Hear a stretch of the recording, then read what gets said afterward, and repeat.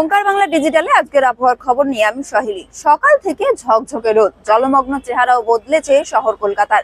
পুজোর আমেজ শহর থেকে গ্রামে, তবে এই রোদ আর বেশিক্ষণ স্থায়ী হবে না। কিছুক্ষণে বাংলা জুড়ে বৃষ্টির তাণ্ডব শুরু হবে। কলকাতা সহ 12 জেলায় প্রবল বৃষ্টির সতর্কতা জারি করেছে আলিপুর আবহাওয়া দপ্তর।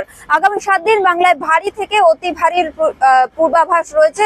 বৃহস্পতিবার দক্ষিণবঙ্গের কলকাতা সহ বিভিন্ন জেলায় বজ্রবিদ্যুৎ সহ বৃষ্টির সম্ভাবনা রয়েছে। পাশাপাশি ঘন্টায় 30 থেকে 40 কিমি বেগে দমকা ঝোড়ো হাওয়া বইতে পারে এবং এই জেলাগুলিতে হলুদ সতর্কতা জারি করা হয়েছে। আগামী সোম, মঙ্গল ও বুধবার বৃষ্টির দাপট কিছুটা কমবে দক্ষিণবঙ্গের সব জেলায়। অন্যদিকে উত্তরবঙ্গের দার্জিলিং, জলপাইগুড়ি ও উত্তর দিনাজপুরে বজ্রবিদ্যুৎ সহ হালকা থেকে মাঝারি বৃষ্টির সম্ভাবনা রয়েছে। আগামী রবিবার থেকে বৃষ্টির দাপট কিছুটা কমতে পারে। আলিপুর আবহাওয়া দপ্তর আগেই জানিয়েছে, ষষ্ঠীর দুদিন আগে থেকে বঙ্গোপসাগরে একটি নিম্নচাপ তৈরির সম্ভাবনা রয়েছে, যা ক্রমশ গভীর নিম্নচাপে পরিণত হতে পারে। 26 থেকে 2রা অক্টোবর পর্যন্ত রয়েছে একাধিক জেলায় বিক্ষিপ্তভাবে বৃষ্টির সম্ভাবনা। এরকমই আরো আপডেটের জন্য নজর রাখুন ওঙ্কার বাংলা ডিজিটালে।